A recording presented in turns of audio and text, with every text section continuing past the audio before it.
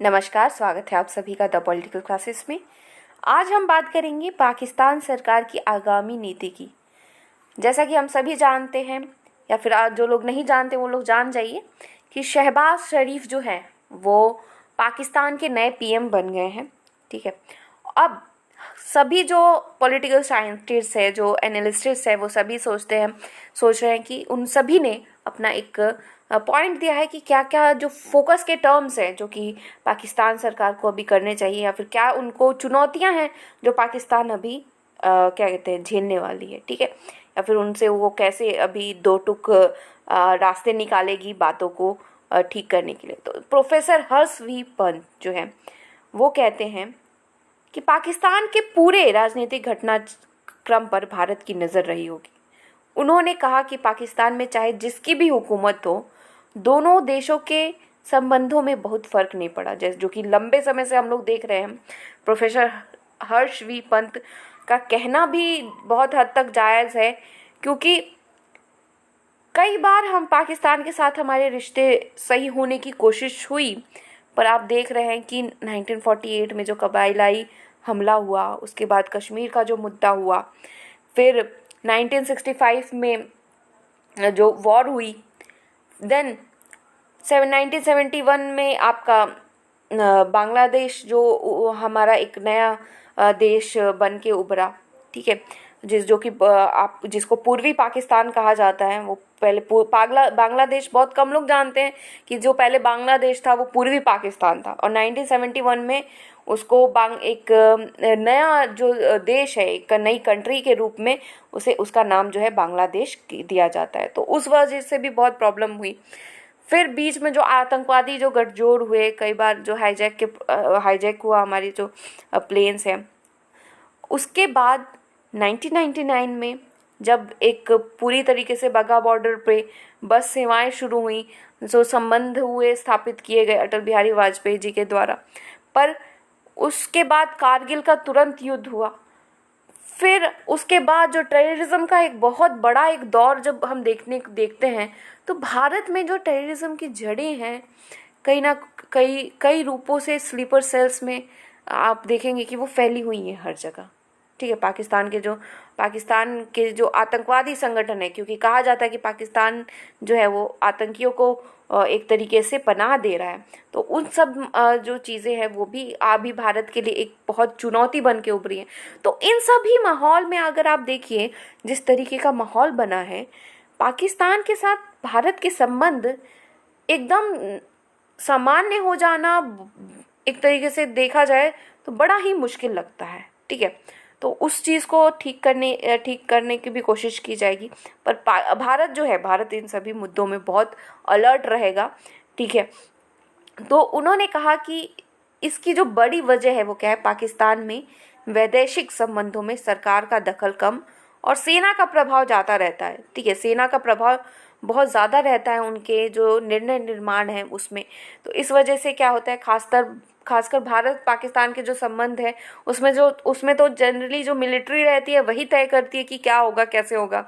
उन्होंने कहा कि कश्मीर विवाद के बाद फौज का दखल बढ़ा है, इसलिए पाकिस्तान में सरकार चाहे जिसकी भी हो, भारत और पाकिस्तान के संबंधों पर बहुत असर पड़ने वाला नहीं है। ठीक है, तो ये एक पॉइंट है जो हमें देखना है कि भारत और पाकिस्तान के जो संबंध है, चाहे वो जिसकी भी सरकार हो, क्योंकि निर्णय तो क्या वहाँ की कौन लेती है, भारत के संबंध में फौजी लेती है जनरली। दूसरा है आतंकवाद, जिसकी हम अभी बात कर रहे थे, जो भारत में फैला हुआ है स्लीपर सेल। बस उसको अभी एक्टिवेट नहीं किया जा रहा कि बहुत ही भगवान ना करे कि किया भी जाए, क्योंकि चीज़ें जो है वो उन पे बहुत ही अलग तरीके का जो हमारी अभी सरकार है वो बहुत ही स्ट्रॉन्ग एक्शन लेने के लिए तैयार रह रही है। ठीक है, तो अक्टूबर 2018, 2019 to 2020, अप्रैल और अक्टूबर 2021 में हुए रिव्यू में भी पाक को राहत नहीं मिल सकी है। ठीक है, वो किस वजह से, क्योंकि आतंकवादी जो संगठन है उनका जो एक तरीके का आप देखिए कि प्रभाव जो बढ़ रहा है पाकिस्तान पे, उस वजह से आतंकवाद इतना पाकिस्तान को एक तरीके से आतंकियों के पनाहगार के रूप में देखा जा रहा है। ठीक है, तो उस चीज़ को ठीक करना, उस चीज़ को फिर से नॉर्मलाइज करना एक तरीके से पाकिस्तान के लिए भी मुश्किल ही है, ठीक है। इसलिए सरकार आतंकवादी संगठनों के समर्थन में भी बहुत फूक फूक कर कदम रखेगी, क्योंकि उसकी पहले ही से बहुत थू थू हो चुकी है। नई सरकार को जून 2022 में एक बार फिर FATF जो है उसको फेस करना होगा फिर से। क्यों करना होगा? क्योंकि जो करप्शंस के इतनी सारी चीज़ें हुई हैं, जो मनी का जो इतना ज़्यादा घोटाला वगैरह जो हुआ है, उन सब चीज़ों को फिर से उन्हें ठीक करना है। उन्होंने कहा कि नई सरकार के समक्ष जहां देश में प्रभावशाली आतंकवादी संगठनों का दबाव है, वहीं दूसरी ओर FATF जो की जो लिस्ट है, एक जो FATF की जो एक लिस्ट आती है जिसमें कि पाकिस्तान का जो नाम है वो बहुत अच्छा खासा उजागरित हुआ है, तो उस वजह से उसकी ग्रे लिस्ट से बाहर निकलना भी एक बहुत बड़ा उनके लिए काम है। पाकिस्तान के लिए अभी एक वो बहुत बड़ी बड़ी परेशानी के रूप में उभर रहा है। नेक्स्ट है आपका पाकिस्तानी सेना अमेरिका से सामान्य संबंधों की हिमायती रही है, ठीक है। पाकिस्तानी जो मिलिट्री है वो हमेशा चाहती है कि उसके पाकिस्तान के साथ उसके जो भी संबंध है वो हमेशा बेहतर है। वह अमेरिका के साथ अपने संबंधों को सामान्य बनाना चाहती है, जबकि इमरान सरकार का जो झुकाव है वह रूस की ओर था। अब यह देखना बड़ा ही मतलब दिलचस्प होगा, क्योंकि जो नई सरकार है वो क्या जो डिप्लोमेसी है वो अपनाती है, वह अमेरिका के साथ अपने संबंधों को किस तरीके से आगे बढ़ाएगी। क्या वो चीन का जो दबाव होगा उसको हैंडल कर पाती है कि नहीं, क्या उसके जो रूस है या फिर जो नई सरकार है उसके क्या रूस, चीन और अमेरिका इन सब के साथ क्या नए नए संबंध होंगे, किस तरीके से वो अपने गठजोड़ है वो स्थापित करेगी।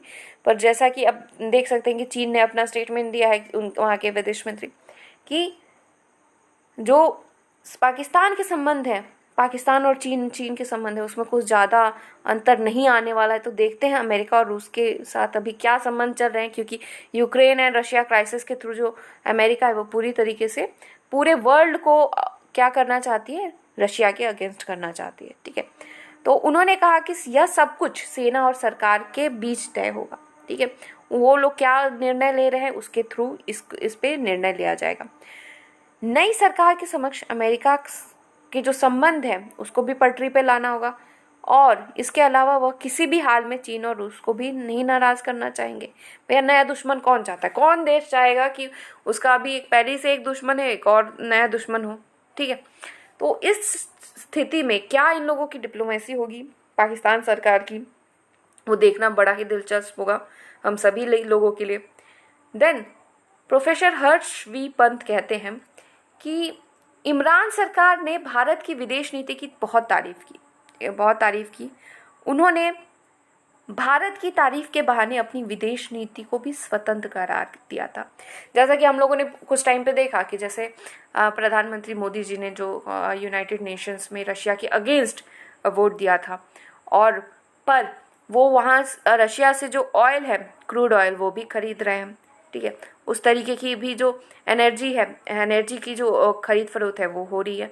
तो इस तरीके से जो न्यूट्रल है नरेंद्र मोदी जी, हमारे जो प्राइम मिनिस्टर है, या फिर जो हमारी जो विदेशी नीति जो है, मैं यही कहूँगी हमारी जो फॉरेन पॉलिसी है वो इतनी अभी जो न्यूट्रल होने की है एक तरीके से, और उसमें हम अपने नेशनल इंटरेस्ट को जो है उसको सबसे पहले रख रहे हैं, सामने रख रहे हैं कि हमारा जो नेशनल इंटरेस्ट है वो पूरी तरीके से क्लियर होना चाहिए।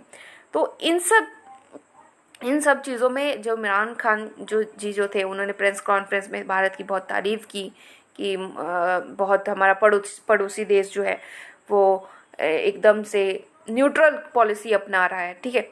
और उन्होंने अपनी रूस यात्रा को जायज़ ठहराने के लिए भारत का उदाहरण दिया था। मतलब इमरान ने कहा था कि भारतीय विदेश नीति स्वतंत्र है, उसके विदेश नीति में राष्ट्रीय हित प्रमुख है। इमरान ने कहा था कि कोई महाशक्ति भारत के राष्ट्रीय हितों को प्रभावित नहीं कर सकता। ऐसे में नई सरकार के समक्ष एक प्रभावशाली विदेश नीति बनाने की चुनौती होगी, ताकि विपक्ष में बैठे इमरान खान के लिए नई सरकार की निंदा का कोई विषय ना मिले।